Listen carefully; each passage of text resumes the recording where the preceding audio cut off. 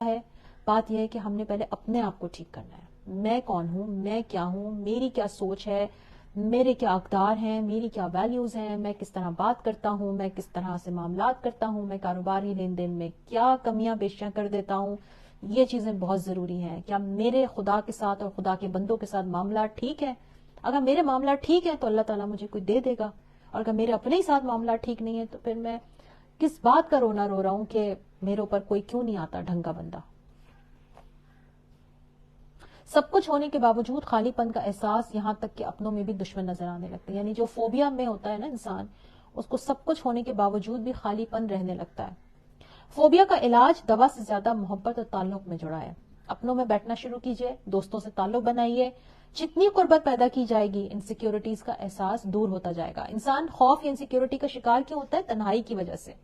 ہم تنہا رہتے ہیں, اسی میں ہم سوچتے رہتے ہیں, ہمیں لگتا ہے کوئی ہم سے کچھ چھین کے لے جائے گا, ہمیں لگتا ہے کوئی ہمیں نقصان دے دے گا. یہ چیزیں ہمیں پریشان کرتی رہتی ہیں.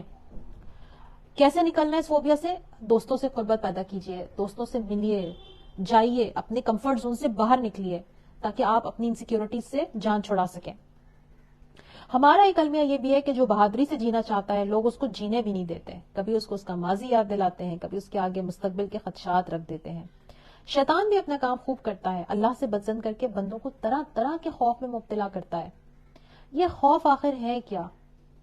صرف اور صرف ہمارے ذہن کی اختراع. اس کو لکھ لیجئے, انڈر لائن کر لیجئے جن کے پاس کتابیں ہیں.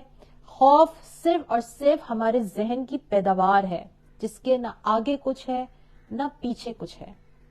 جو اللہ پہ یقین رکھتے ہیں ان کو نہ کوئی خوف ہوگا اور نہ کوئی غم.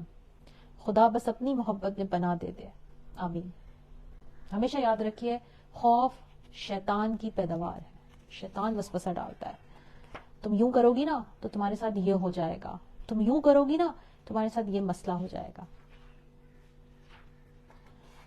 کوئی خوف جس نے نیندیں اڑا دی ہوں, شاباش, جلدی جلدی بتائیے, لکھیے یہاں پر. کوئی خوف جس نے نیندیں اڑائی ہوں. خوف کا علاج کیسے کیا جائے گا؟ کیا سمجھ میں آیا آپ کو؟ آرٹیکل سے کیا سمجھ میں آیا؟ خوف کا علاج کیسے کریں گے وہ آپ نے لکھنا ہے. اپنوں کی موجودگی خوف کو کیسے دور کرتی ہے؟ اپنوں کی موجودگی میں انسان سیکیور فیل کرتا ہے تو خوف اور انسیکیورٹیز اس کے اندر کم سے کم جگہ بناتے ہیں. اور آپ خوف کا علاج کیسے کریں گے؟ دوست بنائیں گے, خوف کو فیس کریں گے, نئے لوگوں سے ملاقات کریں گے, نئے کام کریں گے, نئے اسکل سیکھیں گے, رسک لیں گے. جو انسان رسک لیتا ہے اس کی زندگی سے خوف دور ہو جاتے ہیں.